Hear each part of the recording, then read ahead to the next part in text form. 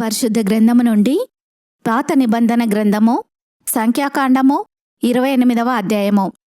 యెహోవా మోషేకు ఈలాగు సెలవిచ్చెను, నీవు ఇశ్రాయేలీయులకు ఈలాగు ఆజ్ఞాపించుము.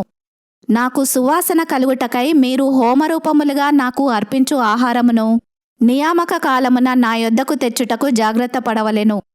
మరియు నీవు వారికి ఇలాగు ఆజ్ఞాపించుము, మీరు యెహోవాకు నిత్యమైన దహనబలి రూపముగా ప్రతిదినము నిర్దోషమైన ఏడాది వగు 2 మగ గొర్రె పిల్లలను అర్పింపవలెను. వాటిలో ఒక గొర్రెపిల్లను ఉదయమందు అర్పించి సాయంకాలమందు రెండవ దానిని అర్పింపవలెను. దంచి తీసిన 3 పళ్ళలోనిది పావు నూనెతో కలపబడిన తూమెడు పిండిలో 10వ వంతు నైవేద్యము చేయవలెను. అది యెహోవాకు ఇంపైన సువాసన గల హోమముగా సీనాయి కొండ మీద నియమింపబడిన నిత్యమైన దహనబలి. ఆ మొదటి గొర్రెపిల్లతో అర్పింపవలసిన పానార్పణము 30 పరిశుద్ధ స్థలములో మద్యమును యెహోవాకు పానార్పణముగా పోయింపవలెను. ఉదయ నైవేద్యమును దాని పానార్పణమును అర్పించినట్లు యెహోవాకు ఇంపైన సువాసన గల హోమముగా ఆ 2వ గొర్రెపిల్లను సాయంకాలమందు అర్పింపవలెను. విశ్రాంతి దినమున నిర్దోషమైన ఏడాది వగు 2 గొర్రెపిల్లలను నైవేద్య రూపముగాను దాని పానార్పణముగాను నూనెతో కలపబడిన తూమెడు పిండిలో 2 10వ వంతులను అర్పింపవలెను. నిత్యమైన దహన బలియు దాని పానార్పణమును గాక ఇది ప్రతి విశ్రాంతి దినమున చేయవలసిన దహనబలి. నెల నెలకు మొదటి దినమున యెహోవాకు దహనబలి అర్పించవలెను.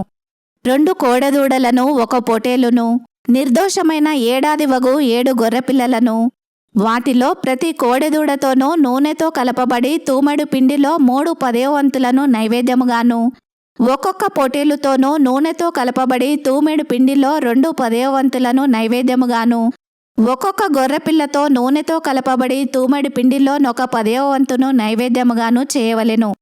అది యెహోవాకు ఇంపైన సువాసన గల దహనబలి. వాటి పానార్పణములు ఒక్కొక్క కోడెతో 10.5 ద్రాక్షారసమును పొటేలుతో 10 గొర్రెపిల్లతో 30 ఉండవలెను. ఇది సంవత్సరములో మాసమాసమునకు జరగవలసిన దహనబలి. నిత్యమైన దహనబలియు దాని పానార్పణమును గాక ఒక మేకపిల్లను పాప పరిహారార్థ బలిగా యెహోవాకు అర్పింపవలెను. మొదటి నెల 14వ దినము యెహోవాకు పస్కా పండుగ. ఆ నెల 15వ దినము పండగ జరుగును. 7 దినములు పొంగని భక్ష్యములనే తినవలెను. మొదటి దినమున పరిశుద్ధ సంఘము కూడవలెను. అందులో మీరు జీవనోపాధి అయిన పనులేమియూ చేయకూడదు. అయితే యెహోవాకు దహనబలిగా మీరు 2 కోడెదూడలను 1 పొటేలును ఏడాది వగు 7 మగ గొర్రె పిల్లలను అర్పింపవలెను. అవి మీకు కలిగిన వాటిలో నిర్దోషమైనవై ఉండవలెను. వాటి నైవేద్యము నూనెతో కలపబడిన గోధుమల పిండి. ఒక్కొక్క కోడెతో తూములో 3 10వ వంతులను పొటేలుతో 2 10వ వంతులను ఆ 7 గొర్రెపిల్లలలో ఒక్కొక్క గొర్రెపిల్లతో ఒక్కొక్క 10వ వంతును మీకు ప్రాయశ్చిత్తము కలుగుటకై పాప పరిహారార్థ బలిగా 1 మేకను అర్పింపవలెను. ఉదయమున మీరు అర్పించు నిత్యమైన దహనబలిగాక వీటిని మీరు అర్పింపవలెను. అట్లే ఆ 7 దినములలో ప్రతిదినము యెహోవాకు ఇంపైన సువాసన గల హోమద్రవ్యమును ఆహారముగా అర్పించవలెను. నిత్యమైన దహనబలియు దాని పానార్పణమును గాక దానిని అర్పించవలెను. 7వ దినమున పరిశుద్ధ సంఘము కూడవలెను.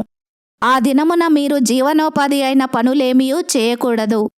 మరియు ప్రథమ ఫలములను అర్పించు దినమున అనగా వారముల పండుగ దినమున మీరు యెహోవాకు క్రొత్త పంటలో నైవేద్యము తెచ్చినప్పుడు మీరు పరిశుద్ధ సంఘముగా కూడవలెను. నాడు మీరు జీవనోపాధి అయిన పనులేమియూ చేయకూడదు.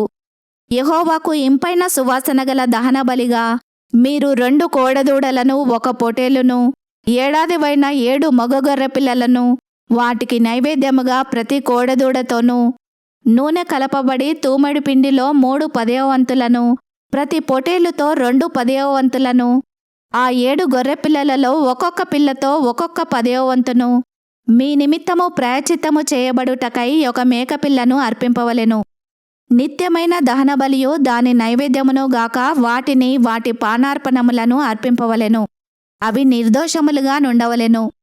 ఈ వాక్యమును విన్న మిమ్ములందరినీ దేవుడు దీవించునుగాక. ఆమెన్.